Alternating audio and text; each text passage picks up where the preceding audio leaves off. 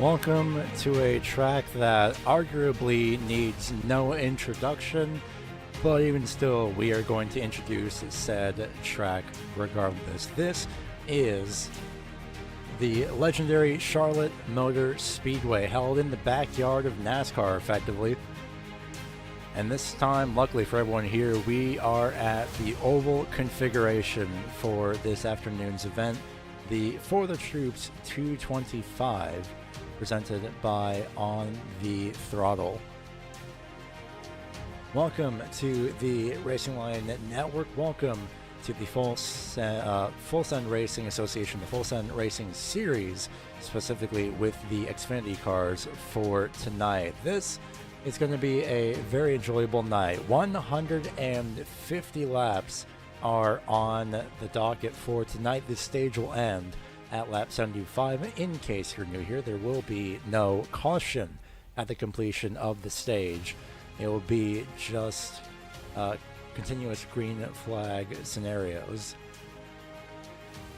That's a very roundabout way of putting there will be no cautions at the end of lap 75. But regardless, welcome to the Charlotte Motor Speedway. Let's go ahead and show you what things we have in store for tonight. First, taking a look at tonight's schedule, or at least the race schedule coming into tonight here for Charlotte. You're already 8 races complete, and it feels like we just started. And in a sense, we kind of did. We're already just about midway through September, at least we are about to be as of next week. Multiple winners so far this season. We started off with Andrew Medlin. Brian McCann won 2 races. And then we had Cameron Sarton and Zachary Lovelace win a few races back-to-back. And then it's been traded a little bit between Brian McCann and Cameron Sarton. Which that leads me very perfectly into a stat for tonight.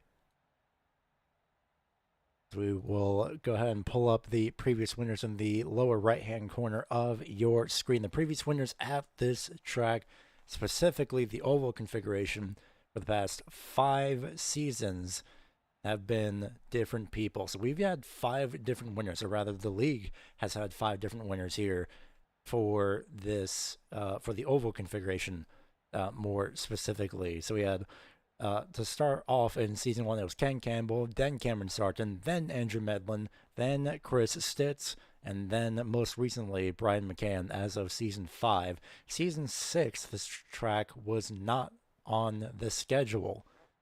So it is back here on the schedule here in Season 7, and definitely something to keep an eye out for. Will we get a 6th different winner for the history of the league, or will we be getting a repeat? Cameron Sarton and Brian McCann going to be the two favorites in a sense to add themselves to the list for a second time. Qualifying is currently underway. There's just about 2 minutes remaining. I wonder, in fact, we might be able to take a look at a couple drivers here doing their laps. Let's ride on board with Ryan Lynch, who I believe has just finished one of his first laps.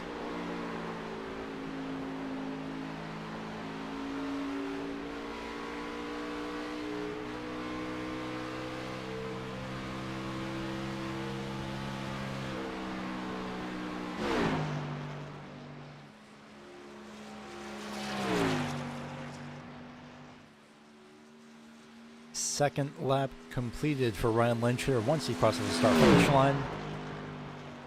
He will go up to the 9th place position for the moment. Brian McCann sits in 4th. Travis Starr just now getting out on track. He has very little time remaining, but he does have time remaining. 45 seconds. In fact, he might not. Well, it will be close. He has 38 seconds left.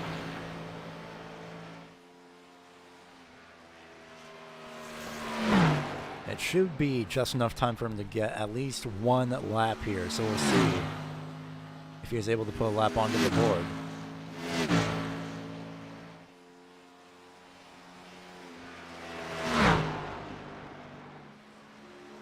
Riding across the outside lane, diving down in turns 3 and 4. Across the start-finish line he will go. And that puts him 5th place, and that's not provisional. That is indeed 5th place confirmed, and good timing as the qualifying session will just now come to an end. I'll go ahead and give you the starting grid for tonight's event.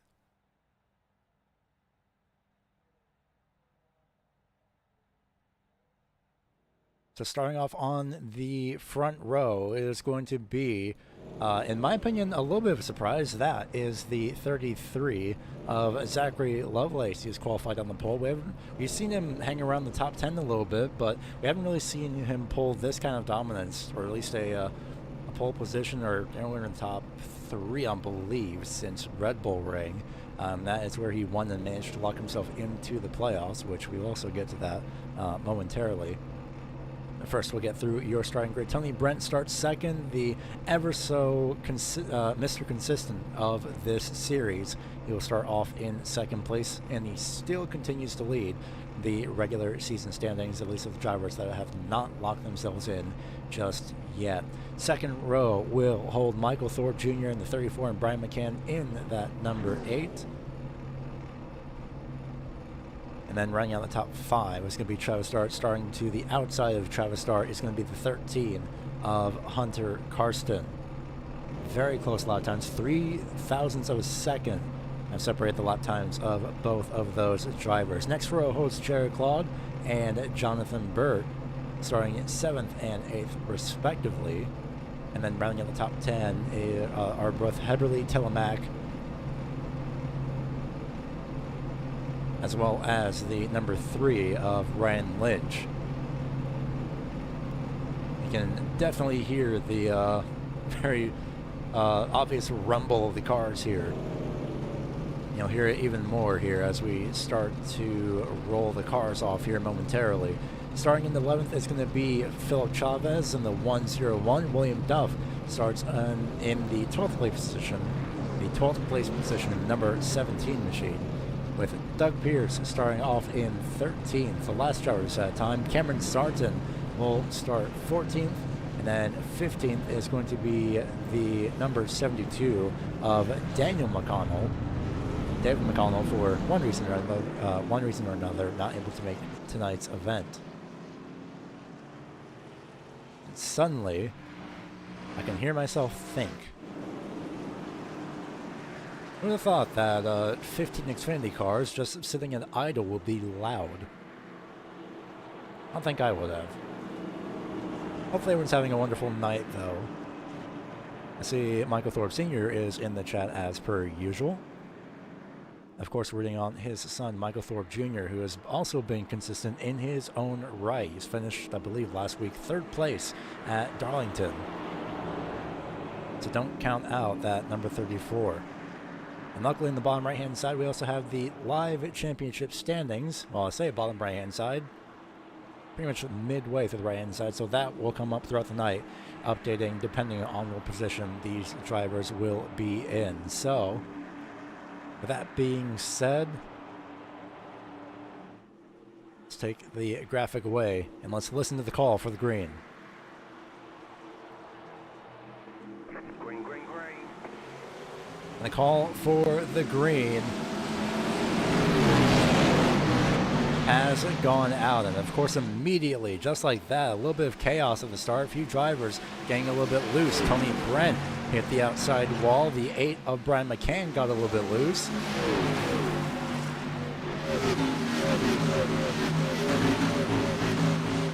And luckily everyone does manage to make it through A-OK.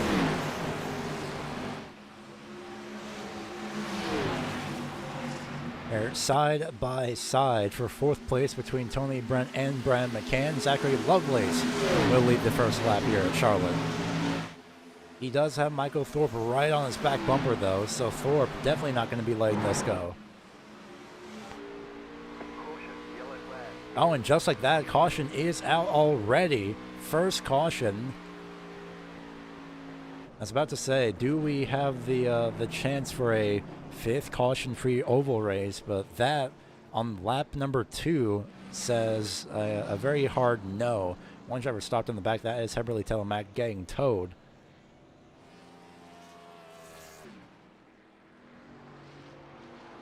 So we will go ahead and rewind and see what happened here in the back in turns 1 and 2. Doug Pierce has a little bit of damage on the front end.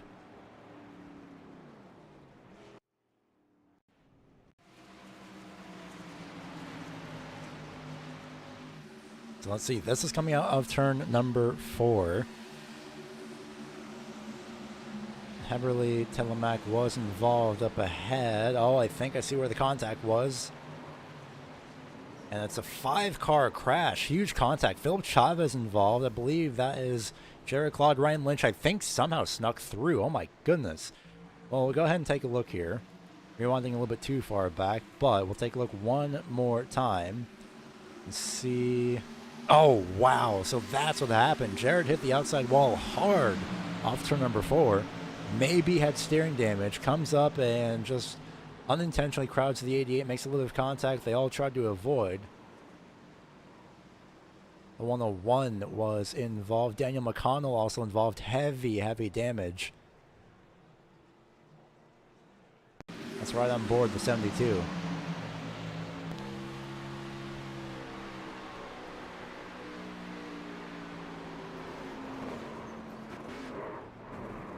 Just know where to go. William Duff just getting by. Same with Ryan Lynch.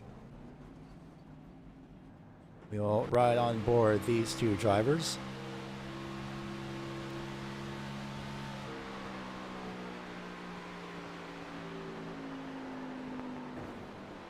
Oh, wow. William Duff was just luckily in the right place at the right time.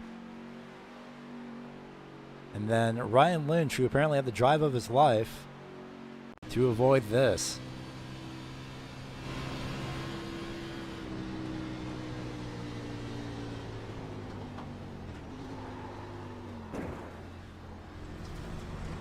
Oh, man.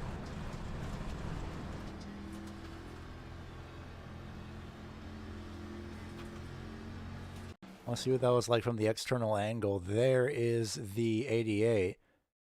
Just maybe a scratch, if anything, for the right rear quarter panel of Ryan Lynch. That is how close that was. We were right on board the 88 and see what that was like. as we are 1 to green, and this will be our last replay here.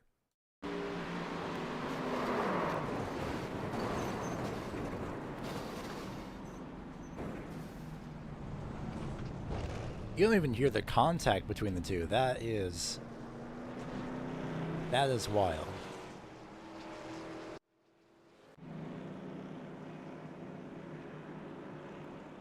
So if anything, just a scratch on the right rear quarter panel of number 3, but 5 cars, well, 3 of them severely damaged, 5 involved. Jonathan Bird has decided to go into pit road to take a regular pit stop a little bit early on, but sits 10th.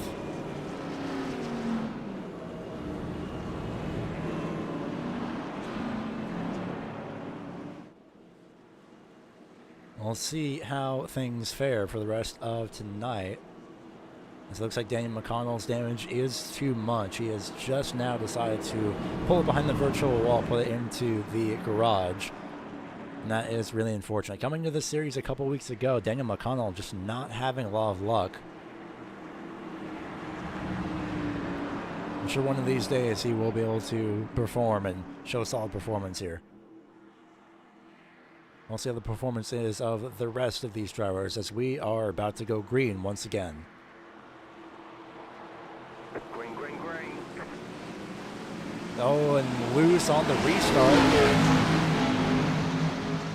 Loose on the restart was the 33 of Lovelace, but he did keep it under control. Michael Thorpe fighting him on the outside lane as we go through turns 3 and 4. Turns 1 and 2, rather. Exit of turn 2, down the back straight. Now we go turns 3 and 4. And Michael Thorpe Jr. is in the lead here at Charlotte. I keep saying this every single time because I keep noticing it every single time. The 33 and 34, once again, just coincidentally right next to each other.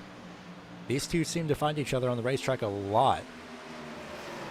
Brian McCann might be finding the lead here momentarily in a few laps, depending on how his momentum fares. This would be a good time to show the championship standings. That is where Michael Thorpe Jr. would be were he to win this race. He would be locked in. Tony Brent would be ahead of Travis Start still by 14 points as things stand, but we still have a long race ahead of us, and we still have the stages ahead of us as well.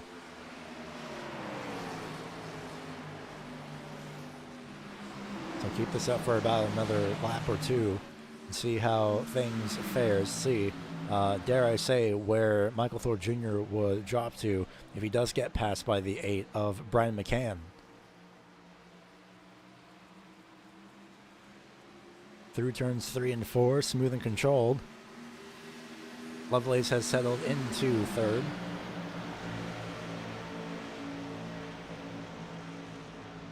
Again, the drivers that are labeled in red, at least in terms of the championship point graphic, they are locked in. So all they can really do is just add to the win tally, and that is exactly what both Cameron Sarton and Brian McCann have been doing for the past couple weeks.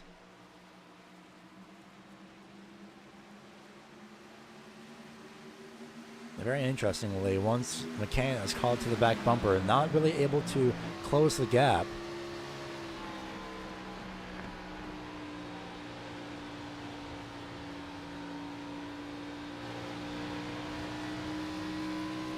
and it's definitely a challenge to do so here, especially with the dirty air going through, coming off the back of the car, the 34 in this case. So there's a pass for position in the back. That is Ryan Lynch getting passed by William Duff. I think Ryan Lynch was, well, the groove, not exactly, the car just not exactly coming towards him just yet. Actually, off the pace a lot more than usual. He doesn't have damage. He definitely didn't get hit in the first crash, so I do wonder if he's having some type of other issue in the meantime. We'll wait and see how the pace fares. This is going to be a key thing as well for both Pierce, Telemac, and Chavez. where once those three are done with their repairs, they could just go out and pick up an extra position because the 72 is out. He is out but scored ahead of those three drivers because he is only 8 laps down. Doug Pierce is 9 laps down. 10 laps down are Heberly and Chavez. They're still sitting in pit road. They're still repairing their cars. But they do have a chance to gain at least 1 extra point. And granted, it's quote-unquote only 1 point, but we have seen how much that matters here. In fact, if we bring up the championship again, look at that cut line where Chavez, in this case, could use the points. Same for Doug Pierce, especially the points that they are currently scored in. Especially, even more so, if there's any more wrecks that would bring out, that would take out a couple other drivers, then Pierce could sneak his way into the top 10 and just inch his way closer to the cut line of P12. We'll see how things fare in the meantime. Thorpe controls off of turn 2. Allendale last 4 is up to Brian McCann, who makes his way to the inside. But Thorpe is going to fight back in the middle. Drag race off turn number 4, the outside line providing a slight advantage towards Michael Thorpe Jr. And McCann sticks with about half a car alongside. Into turn 1 they go. You see Thorpe jumping up and down in the standings as they switch positions in real time. You saw that Thorpe would fall to about 7th or 8th, were he to fall back to 2nd place.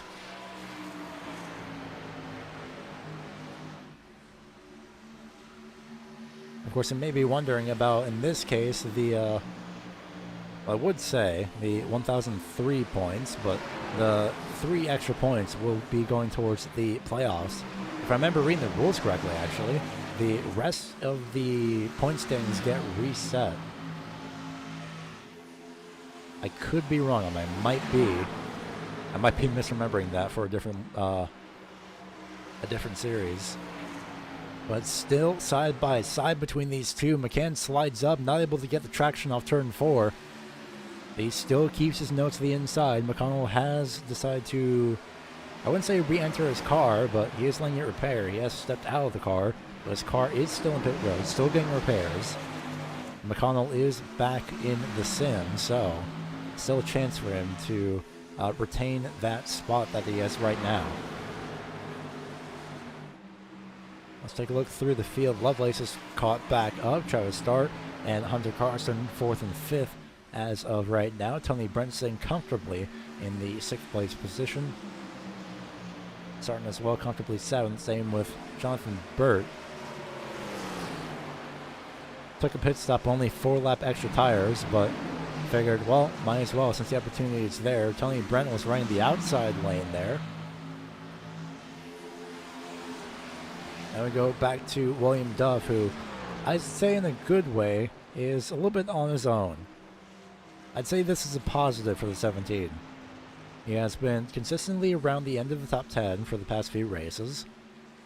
And in this case, with everyone all kind of grouped up together from 1st through 8th, I'd say this is a good spot for him to be. Ryan Lynch may have gotten his pace back under control as well. He was 0.2 faster than William Duff the last lap. So the 3 is performing once again, making consistent lap times. The average lap time through the field is about a 32.85, I would say.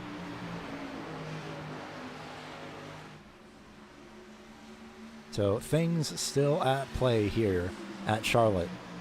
Again, lap 75 is when the stage is scheduled to end. The completion of lap 75, more accurately. So when the ticker turns to lap 76, and the stage will have completed. And Brian McCann wants those extra stage points, or wants the extra stage point. At this point, I think it's just for fun, but Thorpe hanging on to the lead incredibly well. Just running his own line, calm, cool, collected, and Lovelace is not too far behind.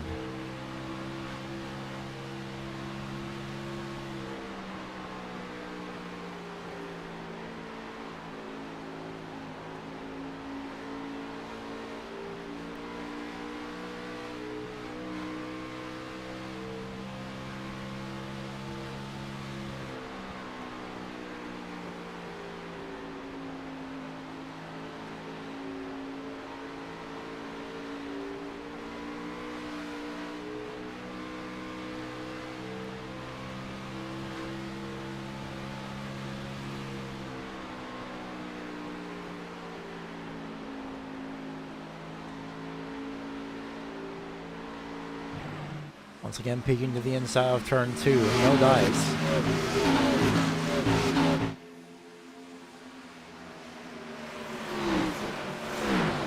Side by side for 5th are both Tony Brent and Hunter Karsten. Karsten looks to the inside. Brent trying to run the middle. Trying to do the best that he can. And he does defend. A successful defense from Tony Brent off turn 4.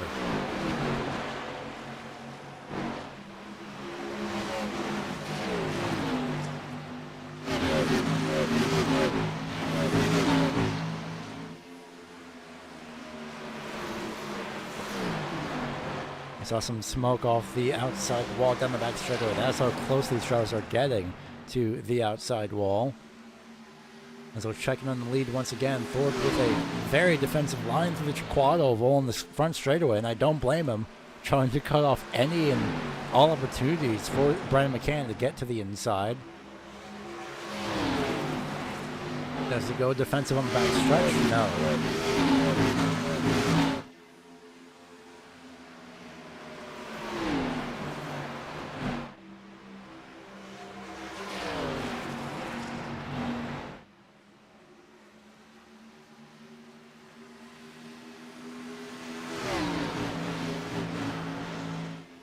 Very interesting. Jared Claude is in pit row and has been for the last 3 minutes.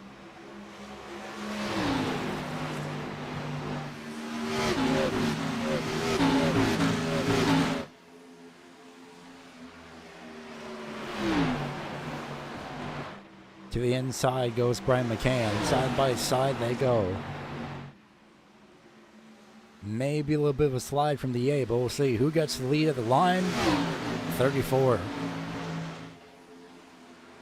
Brian McCann going for his second attempt to pass here. I'll see if he's able to complete it here. Heading into turn 3.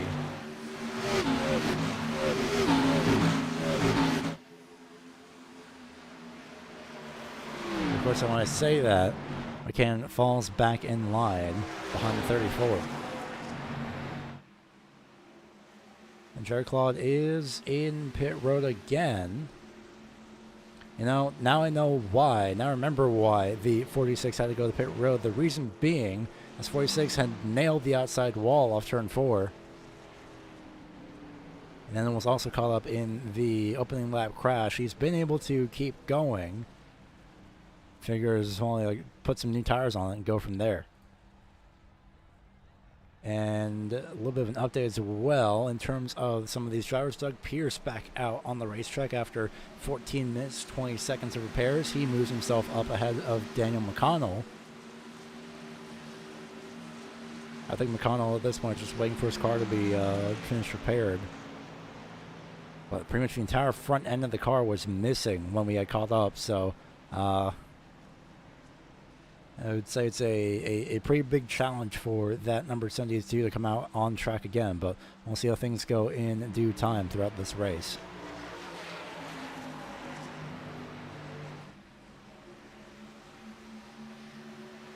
Everyone a little bit spread out, but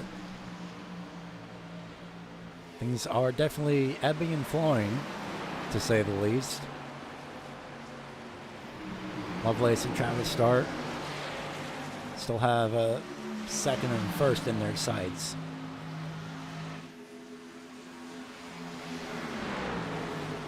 I guess more accurately, the entire top 8 have each other in their sights.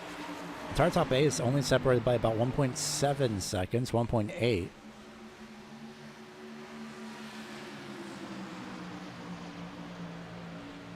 So granted, it's still a long way to go, but everyone calm, cool, collected. Unless you're Travis Starr, which in that case, you're trying to run the outside lane. Trying to figure out something different as they go through turns 1 and 2. Now, through turns 3 and 4. Run the outside lane. Jart may have found something here. He thinks he's trying to find something. He's definitely trying to find a different lane, catch up a little bit, and I'd say it's pretty successful because not only has Lovelace caught up to the back of the 8, but Dart has also caught up as well. I think Lovelace spotted that Tried to run the outside lane, but didn't really want to cut off the 26. This is quite intriguing. In fact, down the back straightaway, I thought the 26 was going to make a move, but this is good for Travis Dart running the second lane. And so is Michael Thorpe Jr. As we ride on board, we see that he slides off turn 4, shuts the door twice. I think he's still bobbling. That left rear tire, no doubt, he is a little bit lit up, a little bit overheated. And to the outside now goes Brian McCann. But this allows Lovelace and Dart to catch up with this battle. As we go down the back straightaway, Thorpe trying to side draft. Successful into turn 3. They nearly make contact as the 34, I think, slid a little bit on corner entry. He's trying everything he can, tries to go on the throttle, powers it out of turn 4, and a little bit too much as he bobbles. This is going to allow Lovelace to go around the outside. The battle for the lead is not over just yet. Here comes Lovelace to the outside. He's going to try and make a crack at this. And gets shut. The door gets shut in his face by the 8. Does he make it 3 wide? Because Thorpe is there on the inside lane. Look at this. This is allowing Travis Dart as well as the 28 of Brent and the 1 of Cameron Sarton to catch up. Remember, 5 different winners in the past 5 races here in the history of the Charlotte Oval here in this league. As we watch this battle between the 34 and 33 for second, we could, again, have a repeat, but Lovelace and Thorpe both trying to say, well, how about no?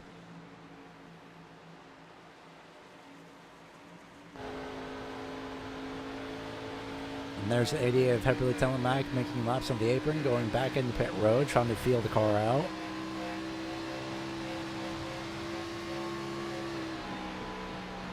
McCann has not gotten away from this. We see the 26 of Dart running the outside lane. Tony Brent decides to follow suit. Cameron Sarton chose not to set a qualifying time. That put him into P14, second to last. At this point, I think he does it for fun because he is, every time he started in the back, he's always made his way through the field. As Thorpe is well to the outside lane, bobbles off turn 4 again. Still holds on to it, needs to cool the tires down very desperately. Dart goes through, here comes Sarton. Tony Brent is also going to make his way through. I'm pretty sure, yeah, the left rear of that car, if not the right rear, is absolutely on fire for that 34 machine. Into the outside wall goes Tony Brent. Thorpe still trying to hang on to it, snaps one, slides through the corner. Is he able to save it? Yes. Drifting off of turn 4 and still trying to keep the car under control.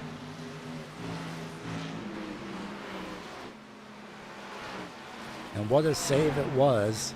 I was a little bit worried that we would see what happened to Iowa once again for the 34, where he slid on corner entry, overcorrected, and then spun right into the outside wall, but managed to hold on to it this time, especially with all the real estate available here at this track. And this is something we really haven't had a chance to see, and that is the 8 of Brian McCann against the 33 of Zachary Lovelace, especially on ovals, where Lovelace had flown through at the Red Bull Ring. A very dominant effort. I believe this is the first time that on merit, on pure pace, that Lovelace will attempt to pass for the lead here. And this is absolutely incredible to see. Charlotte, no doubt, Lovelace's favorite track at this point, by the looks of this. A little bit of a slide from the 8, and that allows Lovelace to get by. So 33 for the first time since I think the Red Bull Ring has taken the lead. And caution is out. It's not for Jared Claude. I wonder. Oh, and that's why. And that is a little bit of a concern. The left front of Michael Thorpe Jr. is not even moving, as the second caution of the day is out here. And perfect timing for Lovelace, if you ask me. Good timing for him, as he is able to relax. Now that he's taken the lead, potentially will much like most other drivers, will probably pit here off of once pit road is open. So let's take a look at the replay and see what happened to the 34 Michael Thorpe Jr. This is through turns 3 and 4. Remember, pretty much for a long while that the left rear of the car was pretty much setting itself alight, and there it snaps again. A little bit of snap oversteer, and oh, Ryan Lynch gets caught up in it. And Doug Pierce had a full view of that. And the 3 looks relatively okay, but that is no doubt a little bit of heartbreak there for Ryan Lynch. Let's right on board and see. Yeah, just nothing that Ryan Lynch could do. I think Lynch had actually saved it.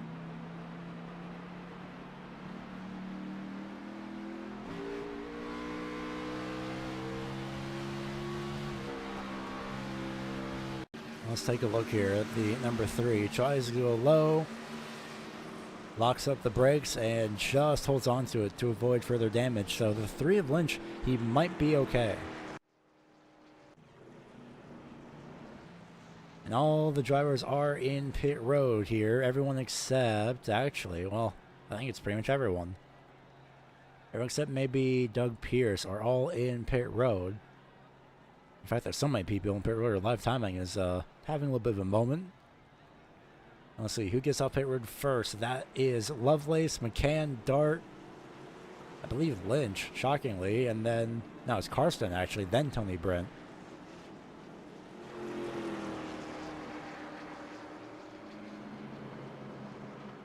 That is how things fare for the first round of pit stops. Luckily, I would say, under caution.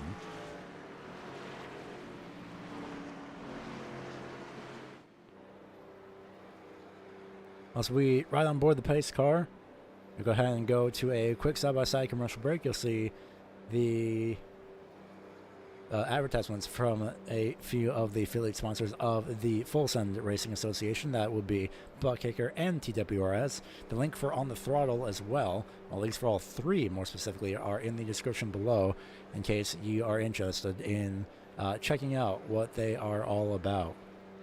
We'll be right back, and we'll go side by side for a quick moment, depending on if we go 1 to green.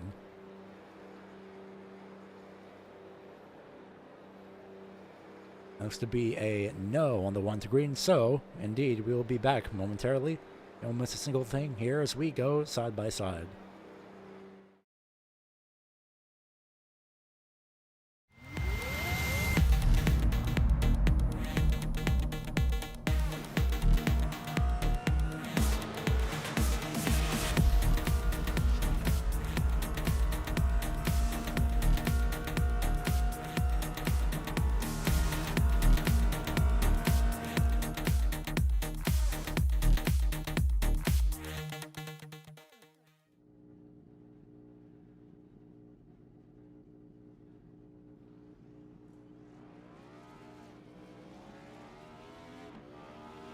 Here at TWRS, we're always here to help our squad when they need a little push in the right direction.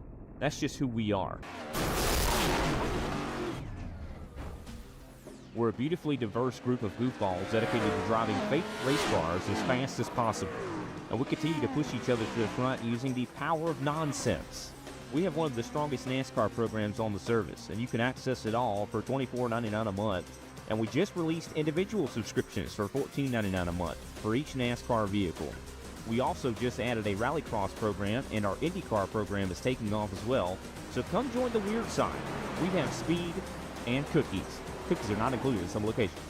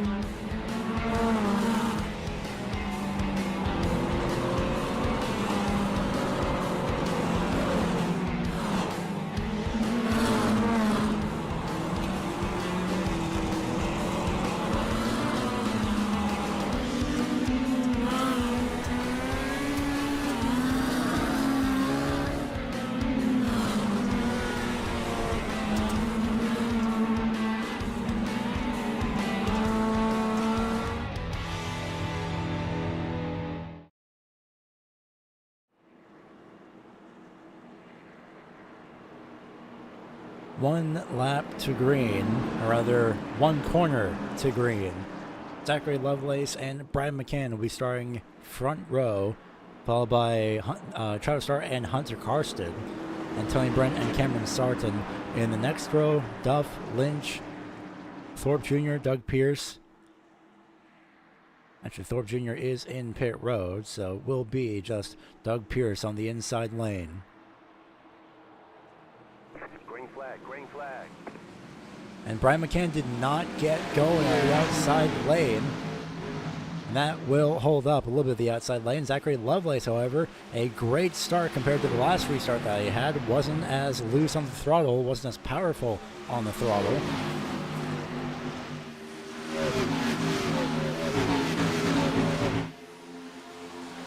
Brian McCann is very quickly closing down here on this restart. And right when I say that, doesn't really get the preferred turn 3 entry, but still keeps under control. He'll power through turn number 4. Looks to the inside at the start finish line, lap 45. The lead will go right back to the number 8. Lovelace gives it up very quickly. So I wonder if there's something that he knows that I don't. That's probably just pure pace. Look at Hunter Karsten here. 3rd place, might be going up to 2nd. We haven't really seen him sit consistently in the top 5 for the most part. We've seen him sit around the top 5, but ever since his performance at the Five Flags Clash, going the entire race on 1 set of tires for 80 laps, the entire main race more specifically. We've seen Brian Lynch more in the bottom half of the top 10, but still top 10 regardless. Haven't really seen him around the top 3 since then, save for, of course, Daytona. And of course, it would be expected that everybody would cycle through every once in a while, but look at this. Great performance by Hunter Karsten. He'll look to the inside here for 2nd place. Through turns 3 and 4, gives a little bit, about half a car width of space. Off turn 4 they go. To the outside, the advantage goes to Lovelace. Carson just sends it to the inside, gets by the 33, relegating that 33 car back to 3rd. I wonder if Hunter Karsten has something for Brian McCann here. We'll see.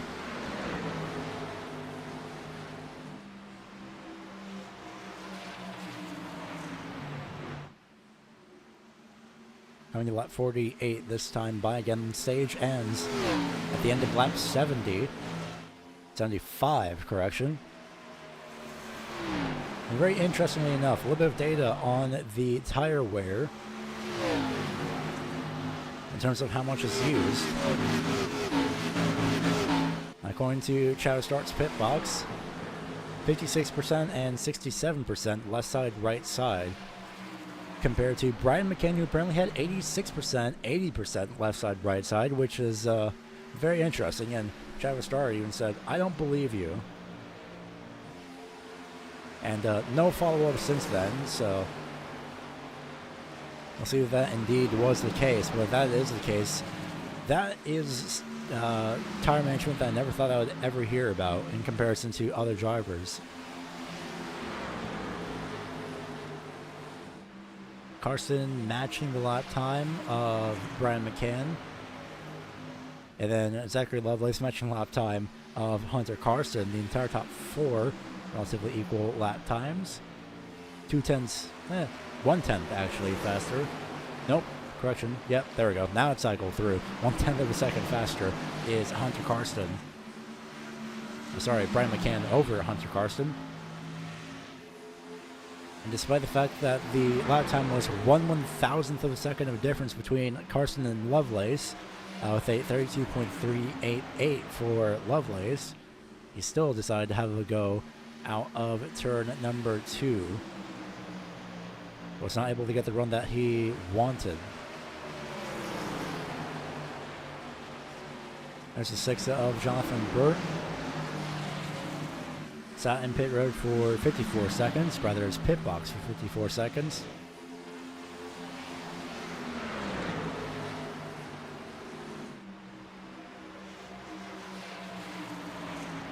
Again, stage ends lap 75.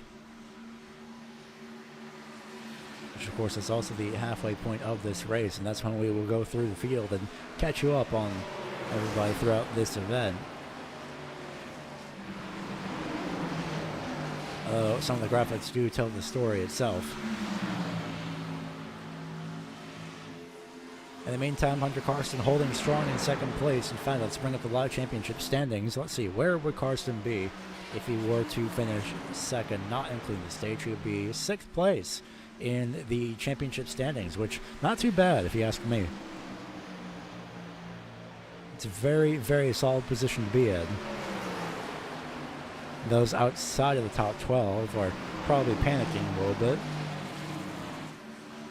and inching closer and closer to a must-win situation.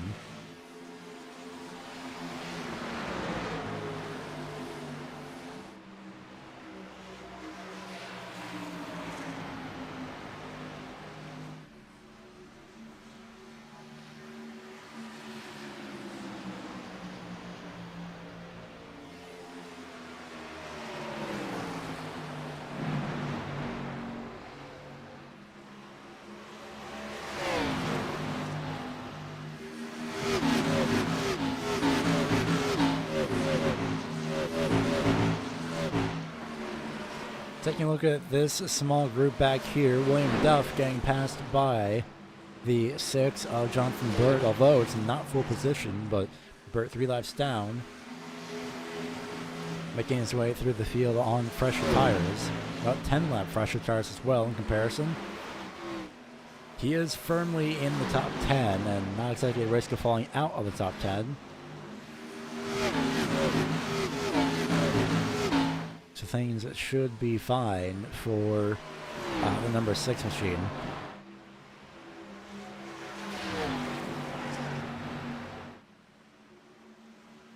Last portion of the stage points as well. A little bit up in the air depending on how things go here in these next, say, 5 laps. The reason why I say that is because Thorpe is still in pit road, 15 laps down. Doug Pierce is 22 laps down. So I'd say a little bit of a risk here. And hopefully for Thorpe, he will be able to get back out on track and finish the stage before Doug Pierce is able to catch in terms of getting the laps back. Because Pierce is here in turns 3 and 4, 22 laps down. Thorpe has gone 16 laps down. He currently sits in pit road, still repairing the right front damage, or the left front damage that he had from contact after sliding through turn 4 down into the 3, and that pretty much entirely broke the suspension of the 33 machine on the left front. So he's been sitting in pit road repairing that ever since he got himself back into his pit box.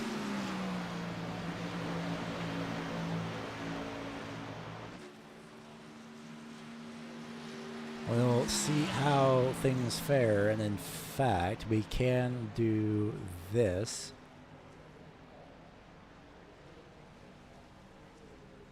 If we pull up this graphic, which, that's not how that should look.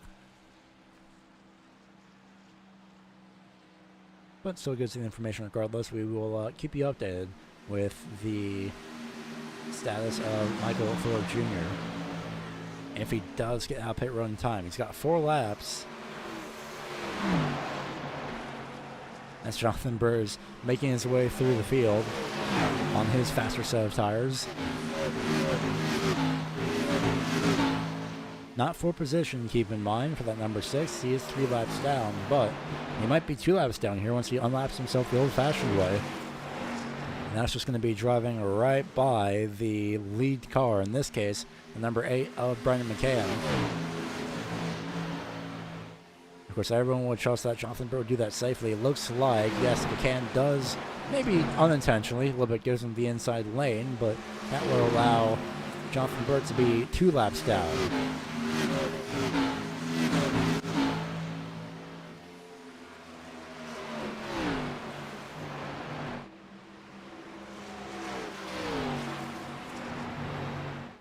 Closing into the halfway portion of this event.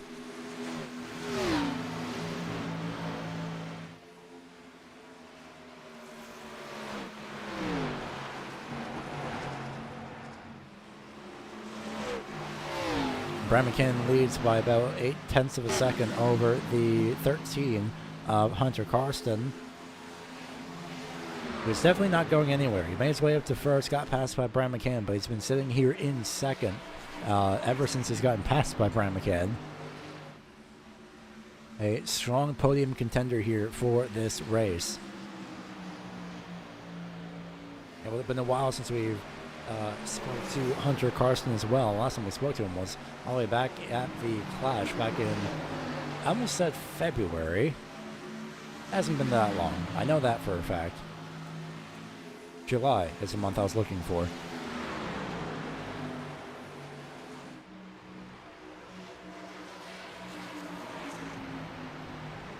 Jared Claudius decided to retire the car by the looks of it.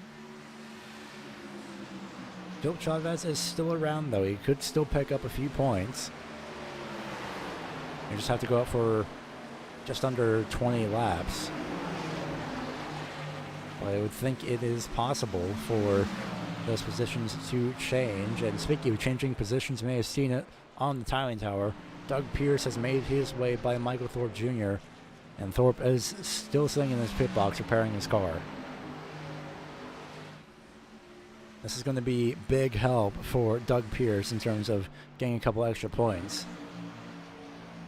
Looking to get one extra point is going to be Travis Starr. He'll go around the very top side, almost into the outside wall, actually, trying to get himself around the 33 of Lovelace, but that only lets him, not only puts him at risk of getting passed by the one of Sarton. And the very annoying part, as I can understand, is that you want to use the inside lane, but that's what everybody else is using. So that's why Travis Starr didn't go for the pass on corner entry. Speaking of using the inside lane, Cameron Sarton, everybody, is doing his best attempt to use the inside lane to get by Travis Starr, turns 3 and 4 there, but didn't go too well. I'm very surprised that the 26 is running all the way up top on corner entry, and then arcing it down to the middle for turn 2.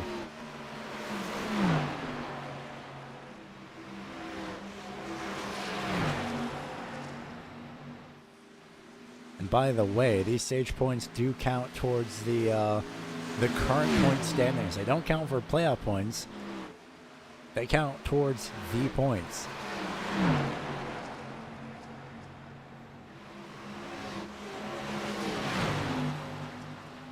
We'll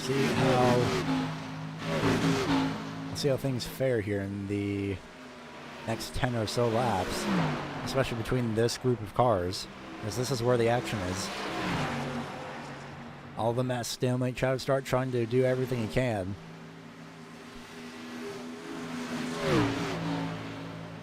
In the meantime, let's ride on board Cameron Sarton for a lap. And maybe more than a lap, we'll see. But let's ride on board and see if number 1 sees here. The one thing we definitely saw there is the 33 scraping by on the outside of turn 2.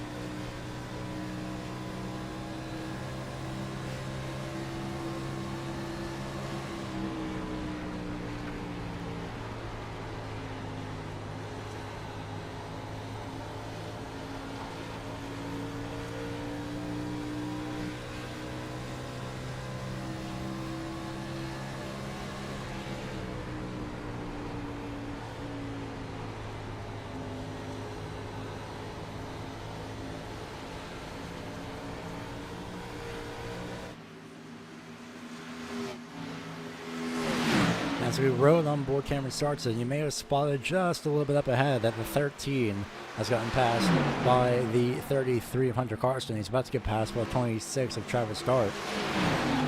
Sarton sitting just in the back of this group. And very interestingly, Phil Chavez as well, appropriate timing, has gotten himself back on track. He's gained himself a couple of positions for now. He has to get by Jared Claude still, and that's not going to be for another, in the case of Phil Chavez, for another 13, no, we'll make that 12 laps. Those extra points will be helping the 101 out regardless. Hunter Karsten, meanwhile, trying to fend off both the 1 and the 26. Trying to get third place in the stage at almost all costs possible. Dart still running about midway through the corner, that middle lane. Definitely trying to save tires a little bit. Crossed over to the inside. Does he make a move? He does not. Still very committed to the outside lane. Karsten really took that lane away. Took it away a little bit on corner entry, but not the entire lane, enough to the point where Dart had to back off.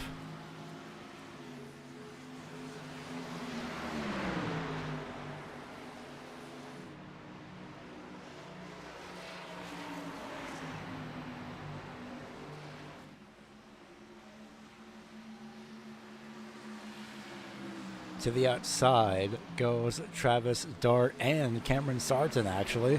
He'll sneak his way through, and he'll do his best attempt to do so. Sarton running the exact same outside lane that Dart is running. Now it's Sarton and Karsten side by side for fourth. Had to pause a little bit there, and somehow the name of both of these drivers have managed to get me confused at some point or another so far throughout this season. And both of them have been putting on fantastic racing nonetheless. Same with pretty much the majority, well, pretty much the entire field here of the FSRA. So we are about 2 laps away from the completion of the stage. My voice rose there because I saw the one of Sarton bobble on the inside. So the stage is not over yet. This is not the completion. This is the last lap of the stage, as well as the upcoming halfway point of this race. So the 8 of Brian McCann, unless his car implodes, he will definitely get away with the first position in the stage. Travis Starr as well, firmly second in the stage. Cameron Sarton will sneak his way through to 4th place, unless something drastic happens here off turn 4.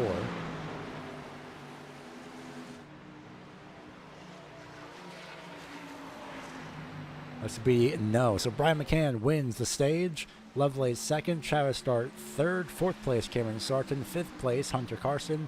6th place is Tony Brent. 7th place William Duff. 8th place Ryan Lynch. 9th place is going to be Jonathan Burt. And then Doug Pierce will be rounding out the last 2 positions of the stage. And interestingly enough, the gap continues to grow between Tony Brent and everybody else as of those stage points, not including the current positions, not including the points of the current positions. Tony Brent has 101 points ahead of the cut line, with about 5-ish races left. Safe to say, I think he's safe. Let's take a look at Tony Brent. He's been doing pretty well so far this season. He currently says it's safe. Again, the most consistent driver in terms of points I have seen this season. I say in terms of points, technically that could also be Brian McCann and Cameron Sarton. But I would say more accurately the most consistent driver who is not locked in with a win. Brian McCann has been setting everything alight here.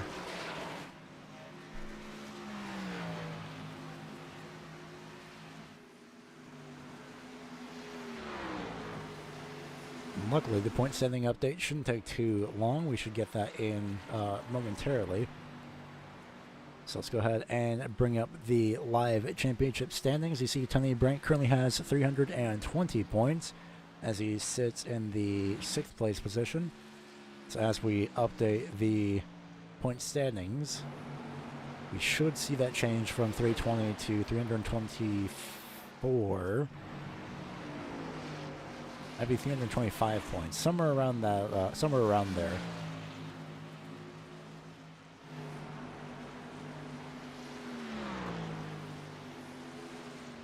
So let's see, provided this does play nice. And it does not. Oh, we're off to a flying start.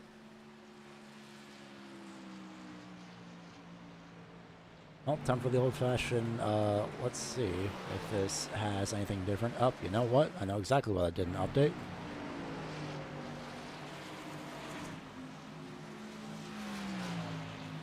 So in fact, we will get that sorted here in a little bit. Regardless, something that's not sorted is the battle for the 2nd place position, because Cameron Sarton has snuck his way to the inside of the 33 of Zachary Lovelace. There's Philip Chavez in the 101, no doubt on fresh tires.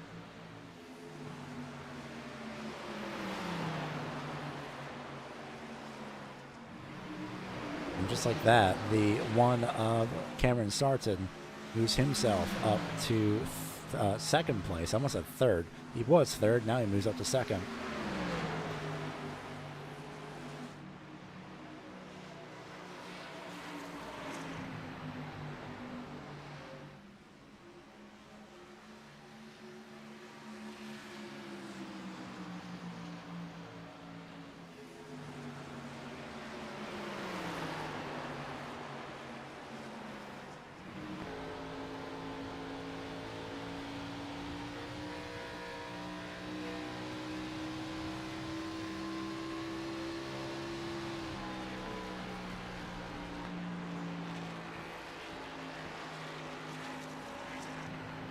For the time being, we'll just go ahead and take a ride around the track and just listen to the sound of these cars.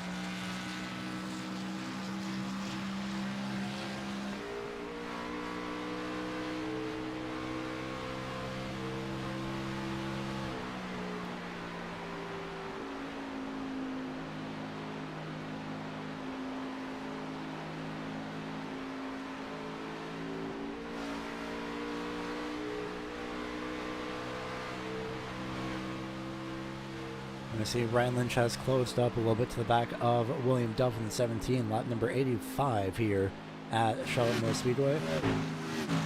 It's been 44 laps since most of the field has gone to pit road.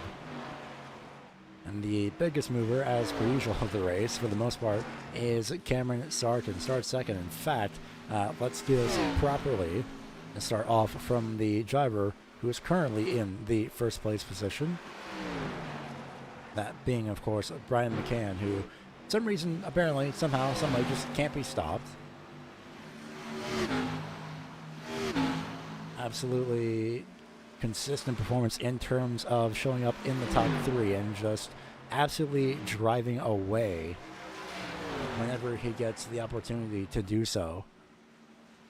And so far, that shows. Again, he might be the first repeat winner of this track specifically. Before tonight, it would have been, well, it was specifically coming into tonight, 5 different winners here at this track. Brad McCann could be a driver to put himself on the list of a repeat. Although someone else who could put himself on that list as well is the 2nd place driver of Cameron Sarton. I was very confused about as to why it's labeled in red. Then I realized, oh yeah, that's the color that they're locked in for, where it unfortunately kind of blends a little bit. Especially in terms of the color of Michael Thorpe Jr., but regardless, locked in still is Cameron Sarton. Same goes for Zachary Lovelace, who has snuck his way back up into the third place position. More specifically, going back to Cameron Sarton, he is another driver who has won here before, and he could also put himself onto a repeat for this track. Lovelace as well has shown that he can prove that he has consistency, and so far, considering the fact that he's third place and at the moment very slowly chasing down the one of Cameron Sarton, we could still potentially have a sixth different winner at this track. We'll see how things fare in the meantime. Travis Stark currently sits fourth place after starting in the fifth place position here. Relatively quiet day for the most part. He's been running multiple different lines, just trying to figure out what works for his car. And he finds that right now, the thing that works most for his car is running the inside lane. Hunter Carson as well started sixth, shows off that performance that he has in store, especially on the short run pace where he flew up to second place. He has since fallen back here to fifth ever since the restart, but he has shown that he does have the pace as well. It's just a matter of extending that to a portion of a longer run. Tony Brent consistently in the lead of the non-locked-in drivers' championship ever since the season started, I would say. And with a sixth place position potentially on tap for him for a finish, looks to be the case as well, that he will still continue to lead for the foreseeable future heading into the playoffs. A very comfortable buffer for the 28 machine. William Duff as well, consistently around the end of the top 10, but still consistently in the top 10 regardless, in that number 17, part of on the Throttle Racing, started 12th. So far with his 7th place position as he runs right now, things are looking, there we go, pretty solid for the number 17, unlike my speech where apparently things are not exactly as solid. Ryan Lynch, however, teammate of William Duff, also sits in the 8th place position, started 10th. Relatively quiet day so far for the number 3. Again, another driver that's around consistently top 10. And that's a bad thing, not being around the end of the top 10. Not necessarily an awful thing. I would say it's a positive since you're getting the top 10 in pretty much every single race or whenever the opportunity shows itself. Jonathan Burt sitting here in the 9th place position, started 8th. Relatively quiet day for him on paper for the most part, I believe. If I remember correctly, got caught up in one of the opening crashes. Regardless, still here, still running. And we'll see how things fare as we get closer to the end of the race. Doug Pierce started 13th. Definitely got caught up in a crash or two in that number 39. Sit in pit road for a long amount of time, but still continues to run in the top 10 position, 27 laps down, but in prime position to secure the 10th place position. And the reason I say that is because of the 34 Michael Thorpe Jr. He is running really well. He is still on track. And that PA system in the background keeps throwing me off every time. But the 34 had showed promise, but the tires had let go and got out from under him. Not only did he hit the right side of Ryan Lynch, but it was enough to completely damage the entire suspension on the left front of the car. And looks to be that might be the sign that he might be down and out. He was sitting in pit road for about 33 minutes. So that position for 11th might go ahead to the 101 of Philip Chavez here, who continues to run 63 laps down, in sight to get one more position on the 34 machine to put himself into 11th. Jared Claude, Hamburley Telemack, and Daniel McConnell, all out as a result of a first, if not second, lap crash here at Charlotte. And just like that, we find ourselves back to the leader, but more pressingly, if I were Cameron Sarton at least, Zachary Lovelace is within about 0.6 of a second. Being kept at bay, though, because Sarton was about 1/10 of a second faster. He is matching the lap time of Brian McCann. And while we do have a chance, in fact, actually, what we're going to do here, as we reach 50 to go, we'll show you the point standings as things are right now, and then we'll go ahead and go to side by side, and then we will come back.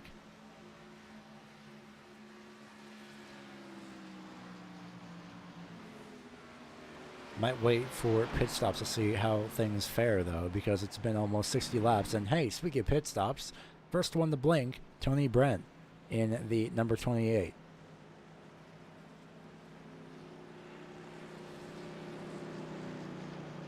So let's see, no doubt 4 tires and fuel to get to the end. It's been 57 laps since pretty much the rest of the field has gotten to pit road. In fact, Ryan Lynch would also pit 1 lap before Tony Brent. Somehow we missed that entirely. Jonathan Burt as well has gone to pit road. Here comes Zachary Lovelace in 33. So instead, we're going to go ahead and stick with these pit stops. And then once things cycle out, then we'll go ahead and give you the live point standings. In fact, we can give you the live point standings right now. Here are the live point standings. Tony Brent, there's the extra 4, if not 5 points that we were expecting to show up for Tony Brent. And see if Brian McCann were to win, he'd be at 5,015 points. Technically speaking, 15 playoff points and 5 wins.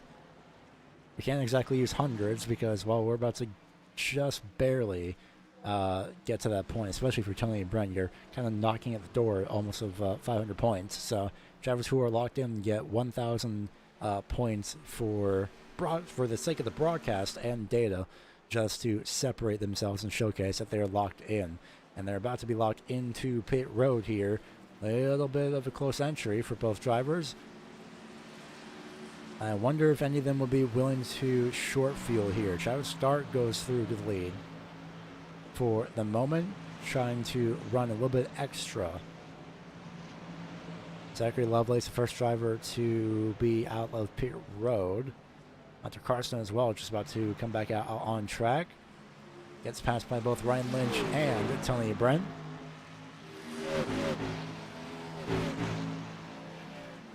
We'll see the last lap that these drivers had pit on the right hand or the left hand side. That's about to change for Travis Starr, who goes into pit road. Staying out is William Duff. Brian McCann. In fact, actually, it's just now William Duff that has yet to go to pit road. Last time he pit lap 40, apparently.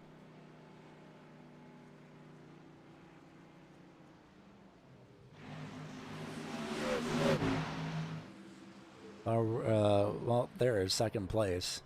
Travis Starr, William Duff sits here in first place, no doubt coming into pit road this time by. A little bit slow on the outside. Coming it close to Hunter Karsten, but still manages to come into pit road safe and sound. So now the net leader is somehow Zachary Lovelace. I am actually quite surprised. How did that even manage to happen? Lovelace pit 2 laps before Brian McCann and Cameron Sarton, and Lovelace has jumped both of them. Tony Brent pit 2 laps before both Brian McCann and Cameron Sarton. He currently sits 4th. He pit 1 lap before Zachary Lovelace. Wow. Well, while we do have a chance, we'll go ahead and showcase the current standings here, at least as of the stage points. More accurately, including the stage points.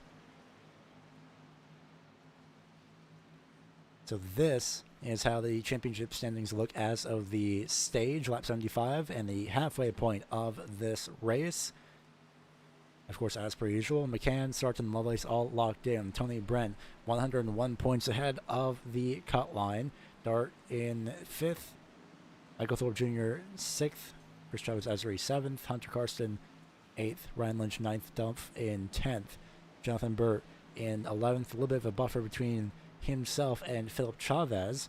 Meanwhile, Philip Chavez and Corey Mower have a score to settle between those two. It's 22 points between those two drivers. We don't technically have to worry about the cut line yet, but it's still something to keep an eye on regardless for both of these drivers as we head into the next couple weeks, especially going into the season finale of Talladega, where that will be the last chance for any of these drivers to get in to get into the playoffs.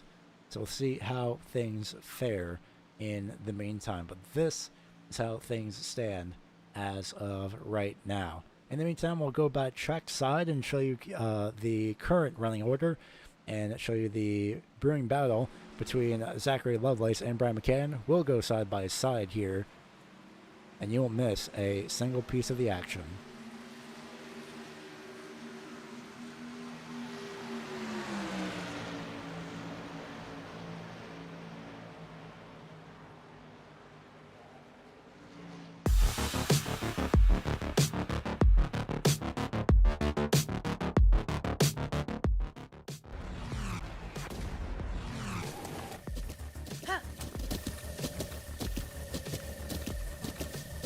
With the Butt Kicker Gamer 2, what you see and what you hear is what you feel.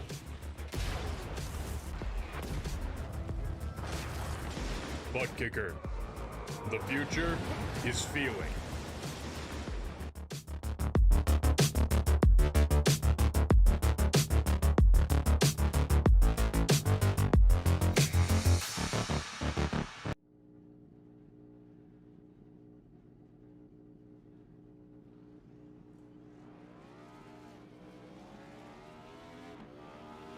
Here at TWRS, we're always here to help our squad when they need a little push in the right direction. That's just who we are. We're a beautifully diverse group of goofballs dedicated to driving fake race cars as fast as possible. And we continue to push each other to the front using the power of nonsense. We have one of the strongest NASCAR programs on the service, and you can access it all for $24.99 a month. And we just released individual subscriptions for $14.99 a month for each NASCAR vehicle. We also just added a Rallycross program, and our IndyCar program is taking off as well. So come join the weird side. We have speed and cookies. Cookies are not included in some locations.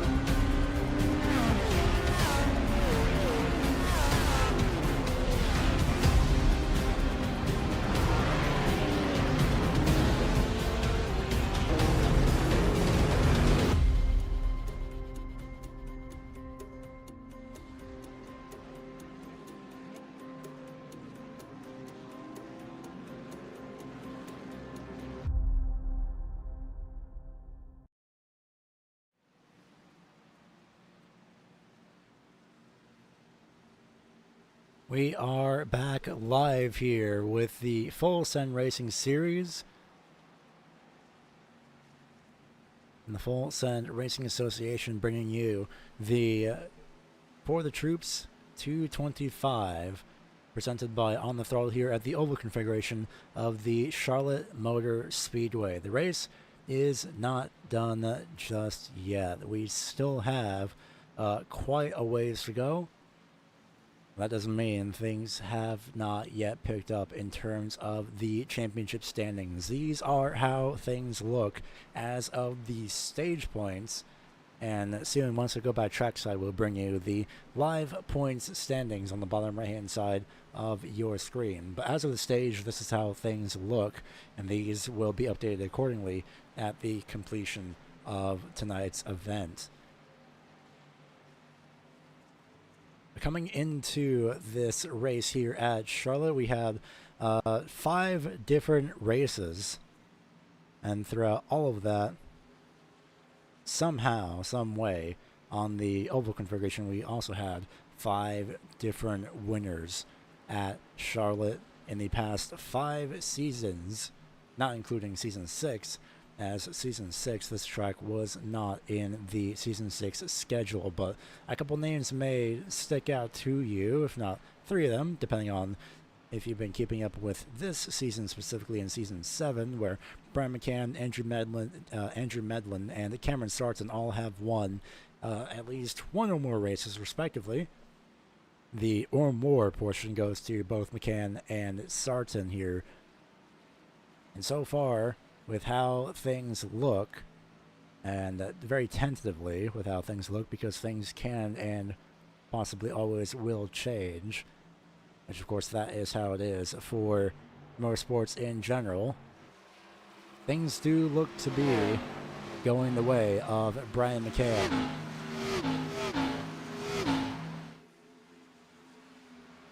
That is, though, if Cameron Sarton doesn't have something to say about that. Last time by the start-finish line, it was about 0.15 second difference between these front 2 runners. The advantage is going to Cameron Sarton, who is lapping faster than Brian McCann by about 1/10 of a second.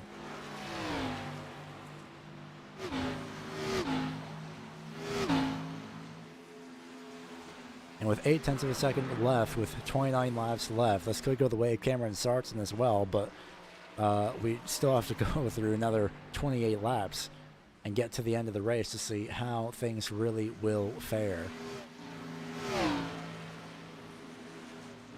This time, the lap time went in favor of Brian McCann by about 0.06 of a second, so lap times are being traded.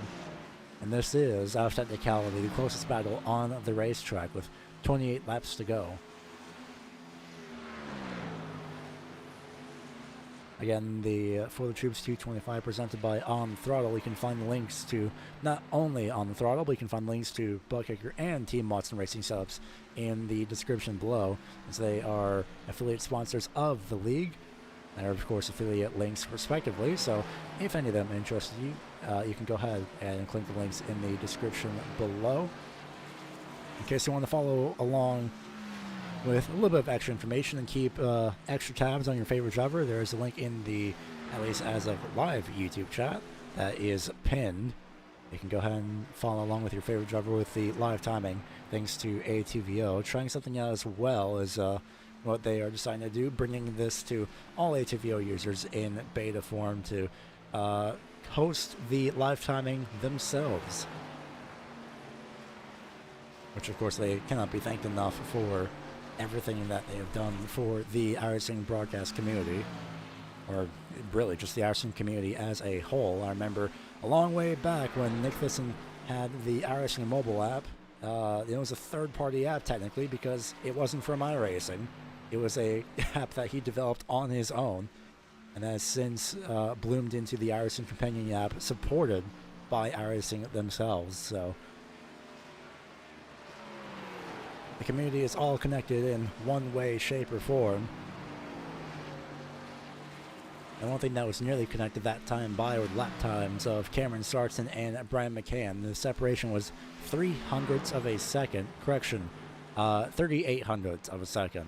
And that was in favor of Cameron Sarton. Again, the gap is fluctuating very closely between these two drivers. It is stagnated at 0.8 of a second.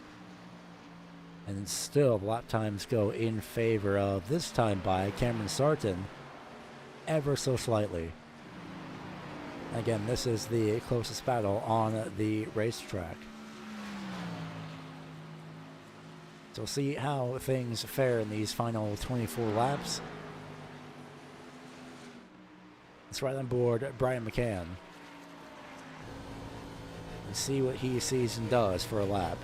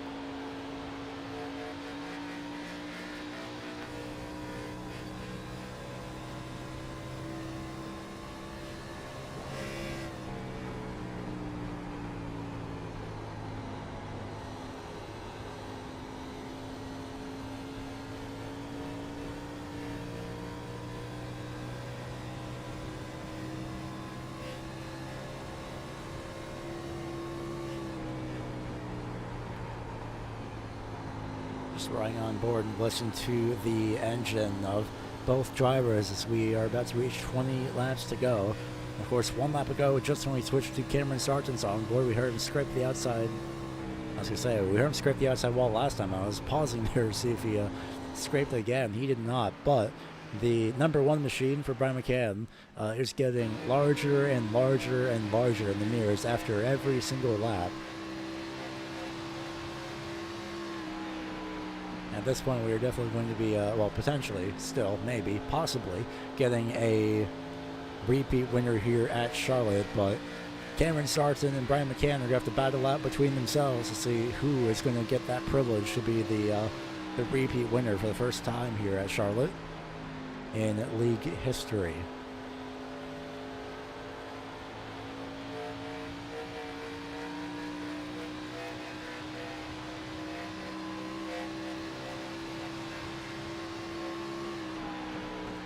"19 laps to go. The gap is 0.5 of a second between both of these drivers. And the battle is definitely not over yet. The long run pace going in favor of Cameron Sarton. These two have pit on the same lap. So there's definitely no tire advantage or disadvantage for Sarton or McCann respectively. At this point, it's just a matter of pure pace and how you can utilize it. So far, Sarton looks to have something, just a switch has flipped in the car, basically. Hopefully not the ignition switch, because that is, of course, important. But the switch is flipped for sure, hypothetically speaking, or theoretically speaking. Figuratively, that's the word. Wow. I went through almost all the words ending in "ly" before I got to figuratively. That's, it's been a long night, apparently. Regardless, the pace of Cameron Sarton has started to show across this long run. 33 laps since these drivers had last pit. There were no cautions. There hasn't really been a caution since, I believe, lap 50. So this long green flag run is going in the favor of the number 1 machine of Sarton. Now, it wouldn't be the first time that these two drivers will have gone side by side for the lead. Last time they were side by side for an extensive amount of time. It was all the way back at Dover, where, shockingly, even that race was caution-free. 16 laps to go as the front two runners make their way through the banking of turn 2 to the exit of the back straightaway. And that is the distance between the 8 and the 1. And that is the visual distance of 2.5 tenths of a second. And dare I say, I think Sargent is able to rotate a little bit better and get the car planted a little bit better on the low line of turn number 2. The gap has now stagnated at 0.25 seconds, effectively in favor of Brian McCann. But can he keep that gap is the question. Well, considering it's already down to 2 tenths, that is a firm no. In fact, it's now under 2 tenths, so that question was very quickly answered. Although sliding up to the outside wall for Sargent, not helping him much, that's going to send him back a huge amount of time. Granted, the lap time difference is only about a tenth of a second, but that caught him up from 2 tenths, from 0.17 tenths of a second down to 2 tenths more out of the total of Cameron Sargent's gap. So he has to catch up all over once again, but looks to be better in 3 and 4.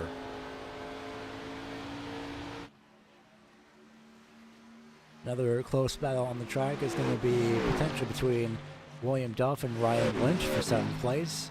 They're not 1 lap down. They're still in the lead lap, so we'll keep an eye on that battle as things progress here towards the end of the race.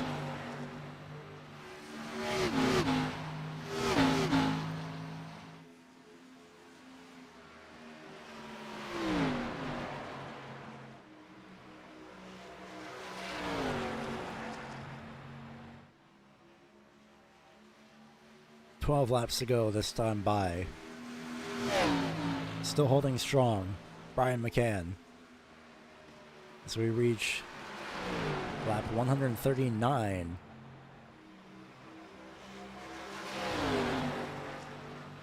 And they have all the track available in front of them for the next 11 laps.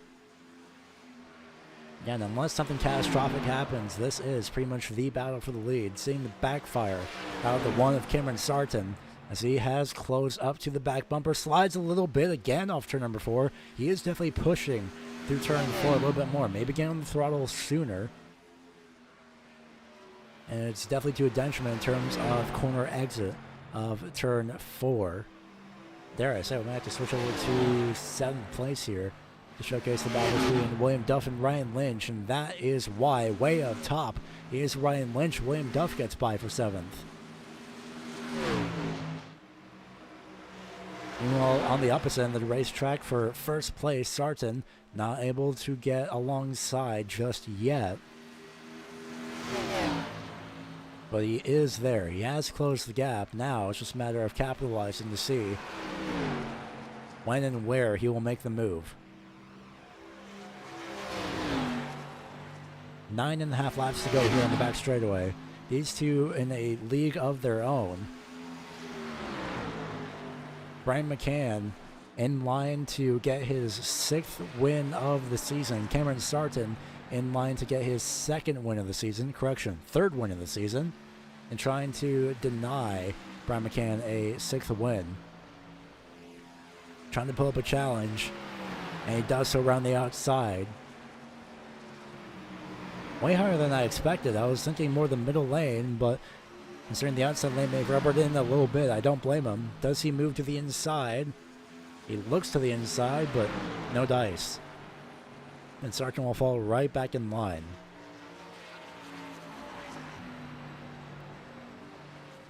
Following the tire tracks of the 8 of Brian McCann as we reach 8 laps to go.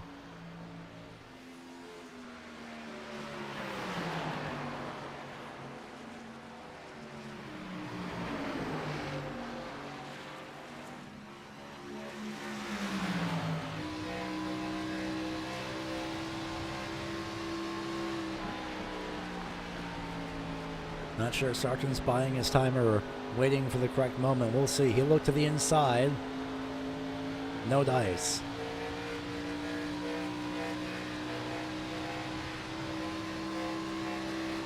Hunter Carson has gotten passed by William Duff. 3-lap fresher tires for William Duff. And 7-lap fresher tires for William Duff over Ryan Lynch.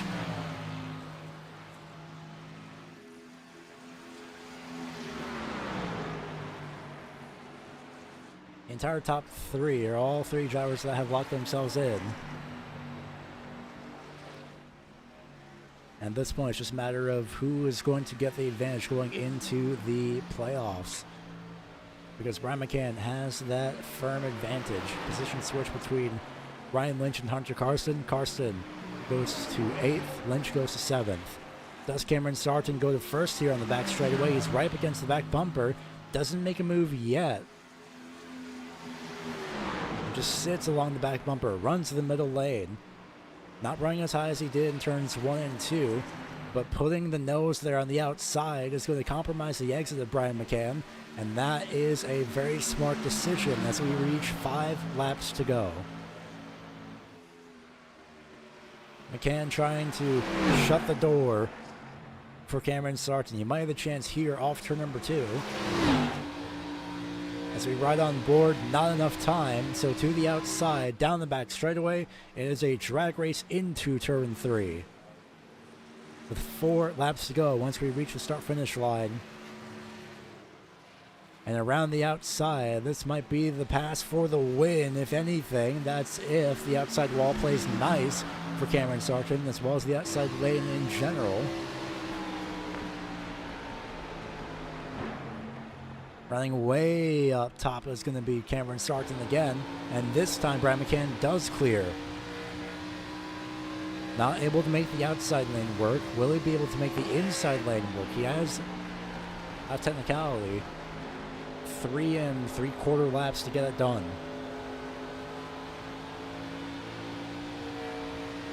Sarton was there, and that might have been the last gasp effort, though, to be fair, in terms of his tires. 47 laps on the tires for both these drivers. Through turn 2 they go. No, hard into the outside wall is Cameron Sarton. He just slipped up. Huge damage to the right-hand side. Is he able to keep it going straight? Lovelace is in line for 2nd place. I don't know if there's any steering damage for the one of Sarton, but we saw that out of turn 4. The car just slipped out from under him, nailed the outside wall. Definitely steering damage for the one of Cameron Sarton. 2 laps to go. And Zachary Lovelace is closing for 2nd. Taking it easy on 2-lap older tires, but he does have the opportunity to advance himself 1 more position. 1 lap to go at the start-finish line, this time by Hunter Carson making his way through past Lovelace on fresher tires. That's maybe not going to help out. Carson may have to back out here. At least I would if I were him. We'll see how this battle fares for 2nd place. Meanwhile, going into turn number 2, exiting turn 2, is Brian McCann. Gap still closing between Cameron Sarton and Zachary Lovelace. It might be a move. We'll see out of turn number 4. Speaking of out of turn number 4, for a 5th time this season, Brian McCann advances, well, not even advances, but he'll put himself in victory lane. And out of turn number 4, can he defend against an oncoming Zachary Lovelace? He does. Sarton barely escapes with a 2nd place finish over Zachary Lovelace. And at the start-finish line, actually, not at the start-finish line, into turn 3, William Duff gets by Tony Brent in turns 3 and 4. This is for 5th place. William Duff is out of fuel, I think, and he lets the position go. Is he out of gas? I don't know. William Duff had passed Tony Brent for 5th place. A very chaotic finish here at Charlotte Motor Speedway. And regardless, a very well-deserved win for the 8 of Brian McCann. For the 5th time this season, he'll burn it down.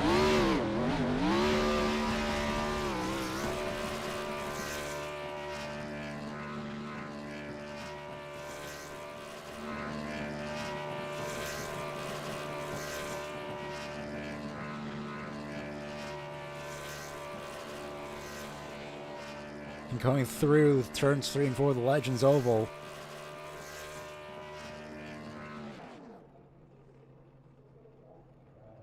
A very well-deserved win for Brian McCann. A shock near upset for second place after everything that's happened. These are the finishing results. Again, a shock upset in the sense of what happened with Cameron Sarton. We'll take a look at this momentarily, but Brian McCann finishes in first place. Second place, Cameron Sarton, nearly getting second place over Cameron Sarton was Zachary Lovelace, but closed the gap, and the 2-lap older tires did not help in the favor of Zachary Lovelace. Travis Start finishes in fourth place. Fifth place, Tony Brent, after Wayne Duff had passed him in turns 3 and 4, and then just let Tony Brent go. Not sure if he ran out of fuel or what exactly happened there, but still a good day for the team of On the Throttle Racing. Both cars consistently finishing 6th and 7th, especially near the end of the top 10 here. They take all the points you can get, and that goes into the favor of On the Throttle Racing for Ryan Lynch. He finishes 7th behind his teammate William Duff. Hunter Karsten finishes in 8th place. Jonathan Burt finishes in 9th, and then 10th place is Doug Pierce. And then the rest of the field, Doug Pierce actually, I believe, may have been able to finish after extensive damage of being involved in the opening lap crash, or second lap crash, more accurately. Same goes for Phil Chavez and Michael Thorpe Jr., who's actually out for other reasons.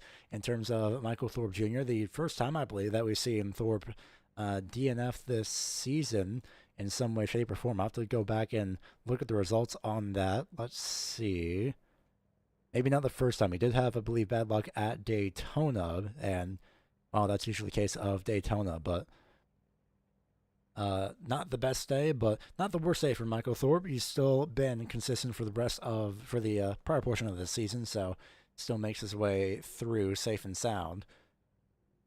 We'll see how things fare in the point standings after this. Jared Claude finishes 13th after being caught up in the second lap crash. Same for Haberly Telmac, and again, bad luck for Daniel McConnell. Hopefully, they'll be able to have it turn around. It's just been bad luck after bad luck, being caught up in some incidents, and well, considering the things that we've seen today, the bad luck is not only for a couple drivers in the back, but also for some drivers in the top portion of the standings. One person who luckily didn't have to deal with a lot of bad luck would be the 33 of Zachary Lovelace, who we will bring in here for an interview. It's been a while.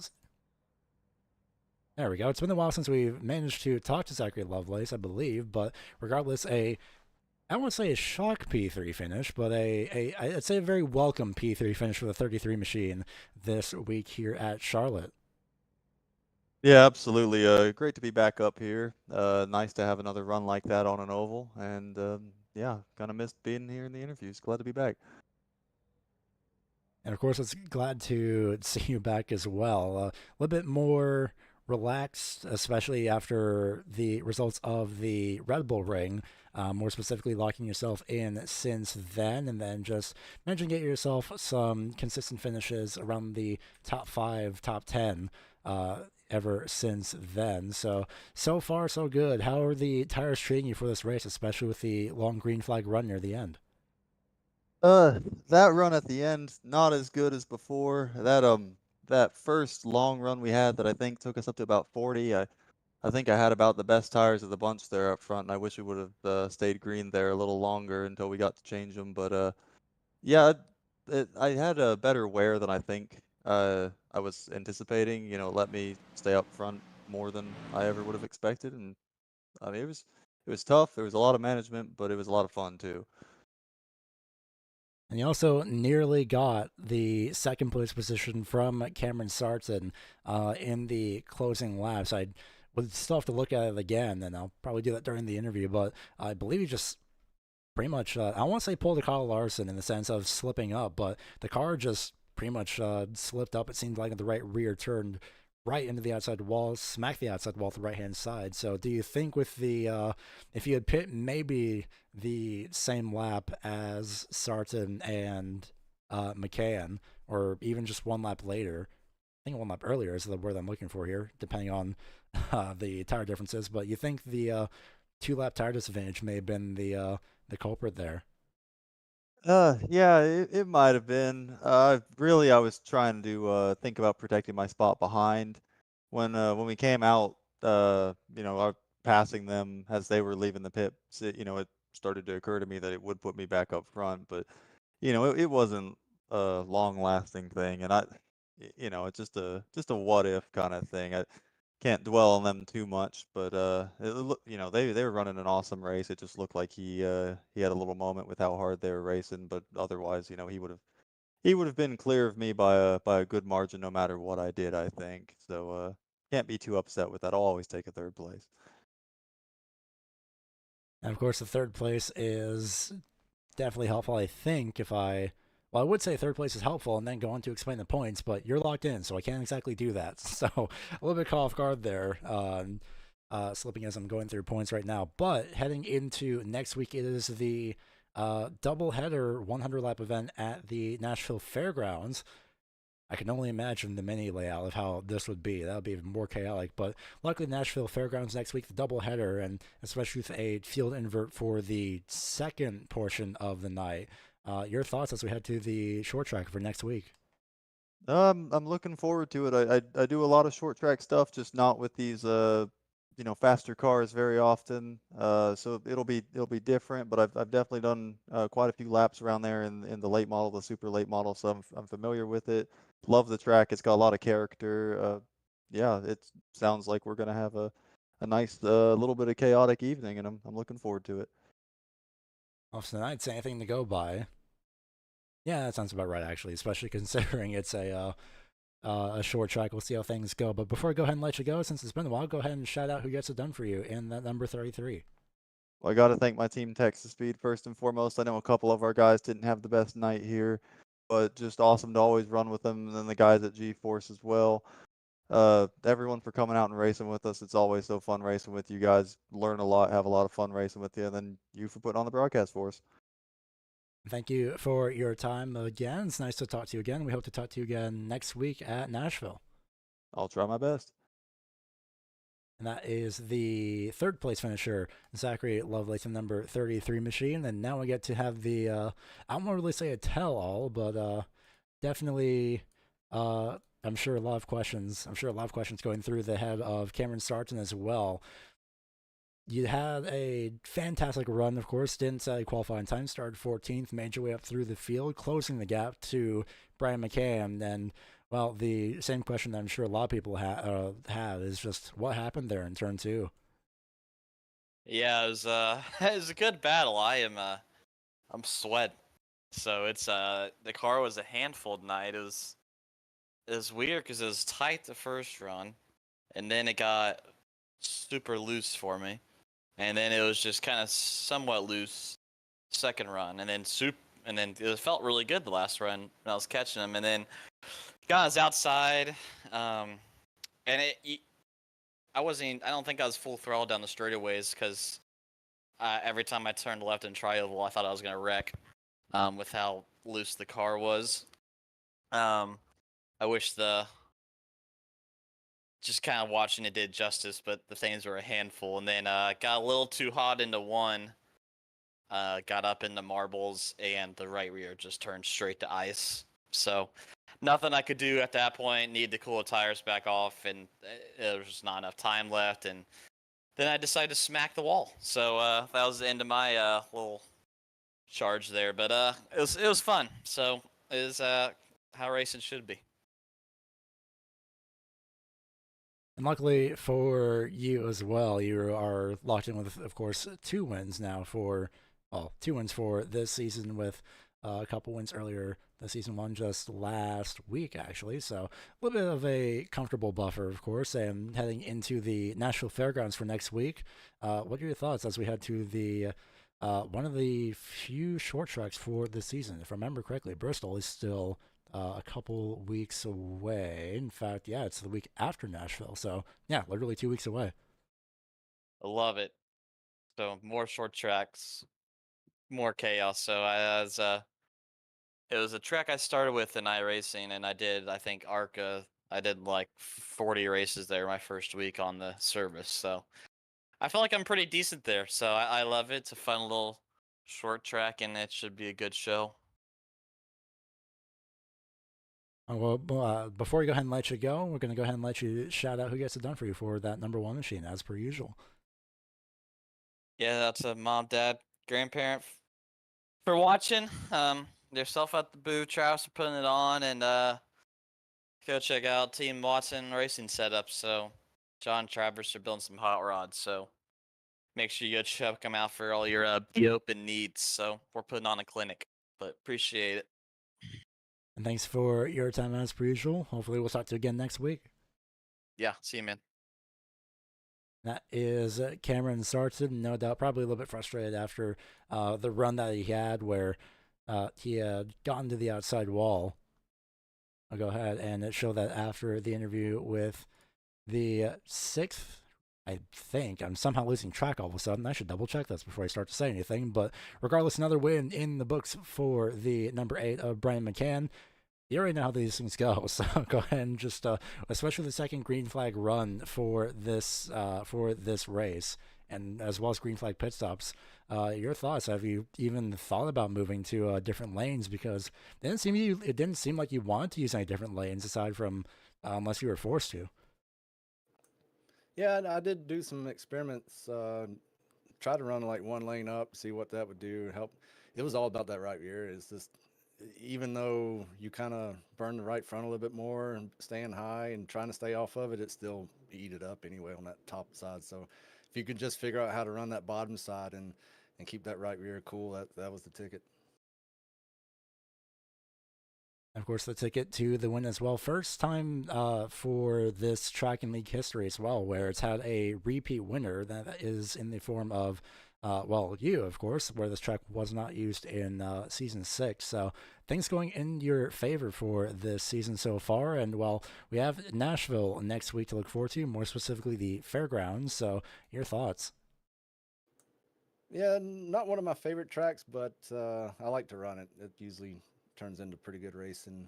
It's not too bad of a short track feel. You can get some runs on it, so maybe we'll see some 2-wide racing there. Hopefully that is the case as well. So before we go ahead and let you go ahead and, as per usual, shout out who gets it done for you for that number 8 machine. Yeah, my family, Travis and everybody else who helps out with this league, putting it on, or sponsors, you for doing a broadcast. Repeat 1975 is my spotter. Jones painting the designs on the paint scheme tonight. Everybody in the chat and everybody watching, thank you. Thank you for your time as well. We'll talk to you again next week.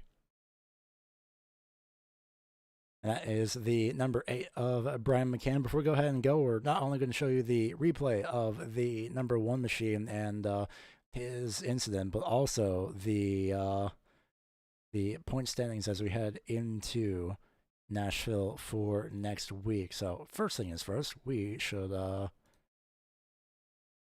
bring this up in the meantime as we go ahead and get the replay sorted. In fact, that was a lot before. We're going to go ahead and ride on board the number 1 and just see what happened here and ride along. So this is On Board Cameron Sarton.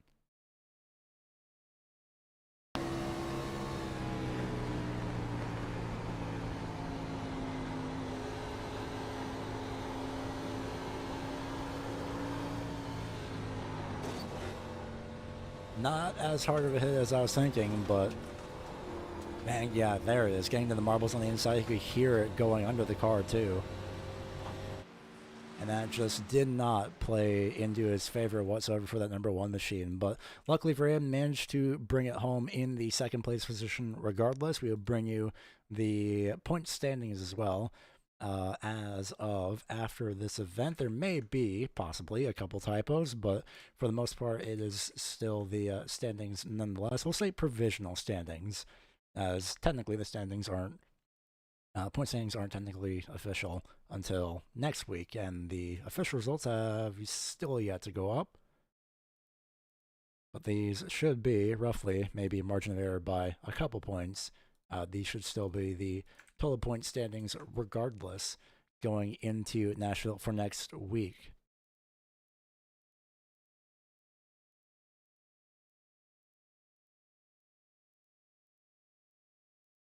So the championship standings look to be not updated. That's fantastic. Why? I do wonder if we do the old off again, on again trick. Let's see if that might do it. That might do it.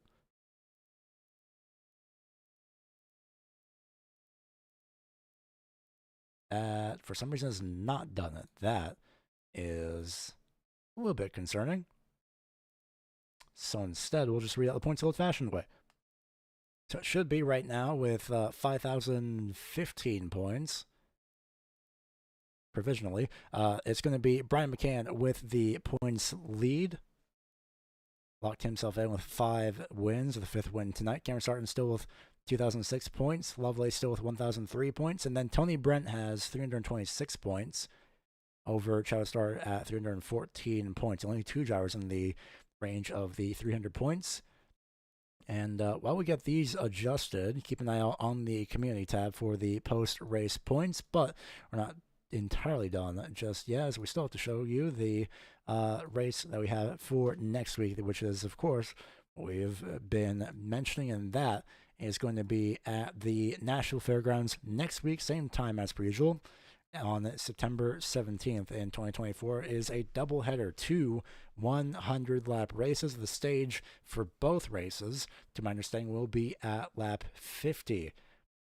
And how the scoring will work for that, we'll definitely not have points immediately after these events, especially considering of how it will be played out. 2 100-lap races, and then the average finish is how the point standings will be sorted, to my understanding, going into Bristol for the week after. But that is how things fare. Keep an eye on the community tab for the Racing Line Network here, as we will go ahead and sign off from the Charlotte Motor Speedway.